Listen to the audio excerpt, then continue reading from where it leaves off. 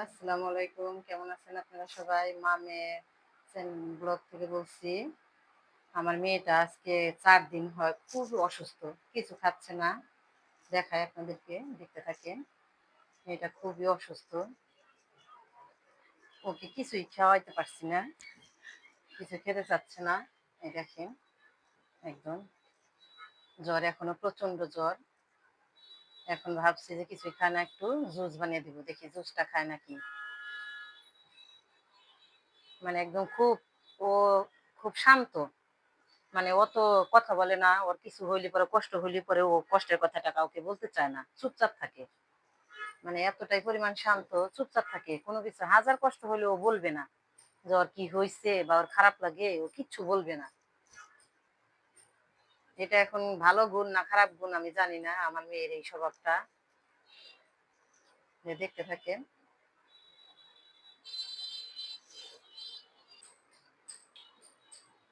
মেলাখানি এখন একটু মেয়েকে একটু তরমুজের জুস করে দিব, কিছুই তো খায় না মেয়েটা। দেখি একটু জুস খায় নাকি।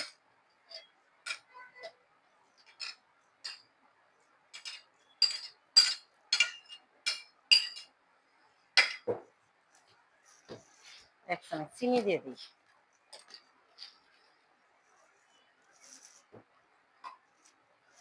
একটু পানি অ্যাড করে দিই। অবশ্যই পানিটা হবে, দিতে হবে না, তারপরে দিয়ে দিলাম।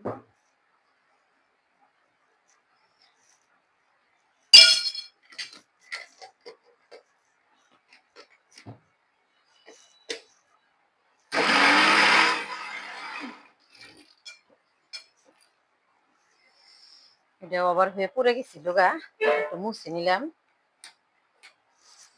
সুইচটা অফ করা ছিল।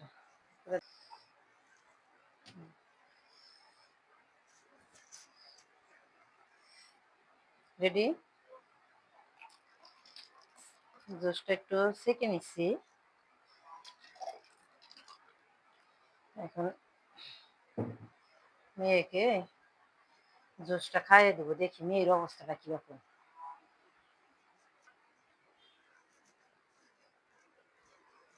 মেয়ের এখন একটু খাইয়ে দেবো, মেয়েকে জুসটা এখন খাইয়ে দেবো।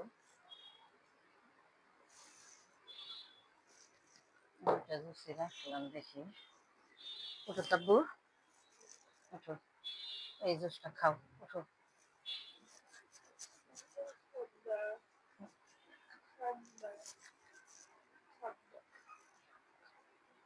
হ্যাঁ, ওঠো ওঠো, ওটা খাও, একটু খাও, এটা একটা খাও, দেখি তো জ্বর কিরকম।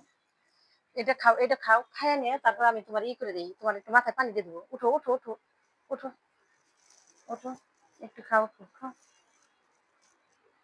একটু পুরো পানি দিচ্ছি। মেয়েটাকে এখন মাথায় প্রচন্ড জ্বর উঠছে, বুঝতে পারতাছি না, কিচ্ছু খায় না। আর ও খুব চাপা স্বভাবের, কিছু বলে না, এইটা হচ্ছে সমস্যা। ও আমার কাছে কিছু বলে না, কিন্তু বাবার কাছে বলে। এখন ওর যদি কষ্ট হয়, ও কষ্টটা বুকের মাঝে রাখে, কিচ্ছু বলে না। এই একটা সমস্যা, কিছু খায় না। মোট কথা ওর সমস্যা হচ্ছে কিছু খাইতে চায় না জ্বর আসলে।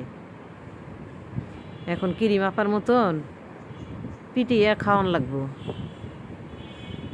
কিরি মাপার মতো যদি মাইট দেয় তাহলে ভাইরাল হয়ে যাবো গা।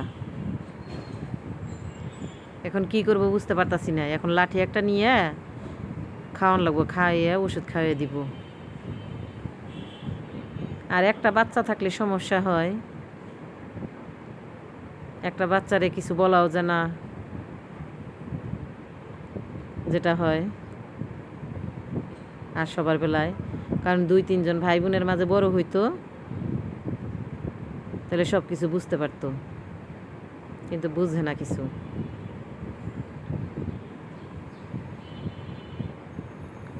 আর স্কুলটাও এখন ওই রকমভাবে যাইতে পারতেছে না, পড়ালেখাটাও বাদ করে দিচ্ছি। বাদ কি মানে, এই 2-3 দিন ধরে কোনো চাপ দিতেছি না পড়ার জন্য, ওকে বলতেছিও না। যে একটু ভালো হোক, ভালো হোক, তারপরে পড়াশোনা করবে। এখন শরীরটা মুছে দিয়ে কিছু খাবার খেতে দিব, যদি না খায় সেক্ষেত্রে মারবো কিরিম আপার মতন। আর খালি পেটে ওষুধ খায়, এই হয়েছে সমস্যা। কিছু না খায় খালি পেটে ওষুধ খাবে, এটা হচ্ছে ঝামেলা। বড় অশান্তিতে আছি এটা নিয়ে, যে কিছু খাওয়াইতে পারি না।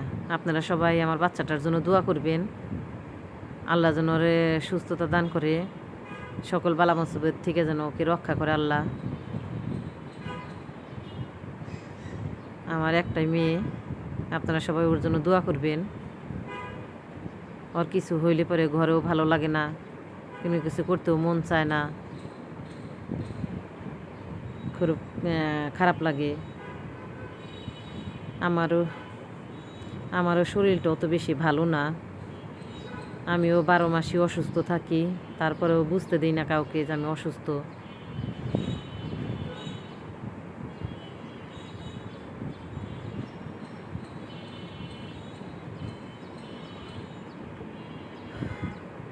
একটু কাজ করলে দুর্বল হয়ে যায়, কাহিল হয়ে যায়।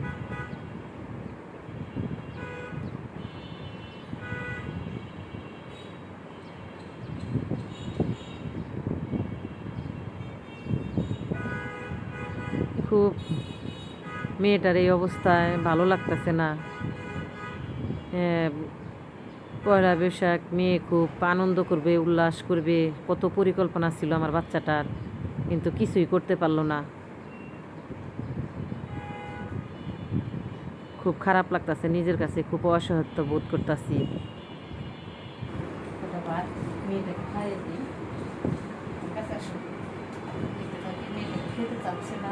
এখন খাবারটা নিয়ে আসছি, দেখি ভালোভাবে খায় নাকি, না খাইলে মার দিব। আর খালি পেটে ওষুধ খাওয়ানো যাবে না।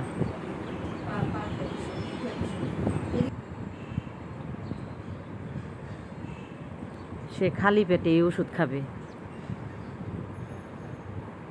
আজকে করলা ভাজি করছি, করলা ভাজি দিয়ে দেখি কটা ভাত খাওয়াইতে পারি কিনা। আমাদের চ্যানেলটাকে আপনারা সাবস্ক্রাইব করে দিবেন, আমাদের পাশে থাকবেন, লাইক কমেন্টস করবেন।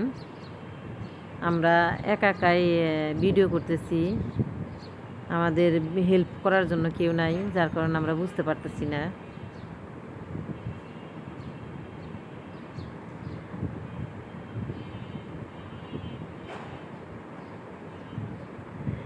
মেয়ে করলা ভাজি খায় না, আজকে আবার খাওয়াই দিতেছি, বলতেছে মুখ এমনি তিতা। আমি বলছি তিতার মাঝে তুমি তিতাটা খাও, তিতাটা খাইলে তোমার ভালো লাগবে।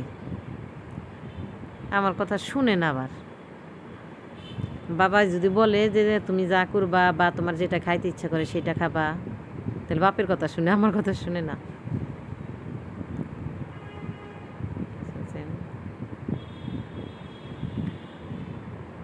বাচ্চাটার জন্য দোয়া করবেন।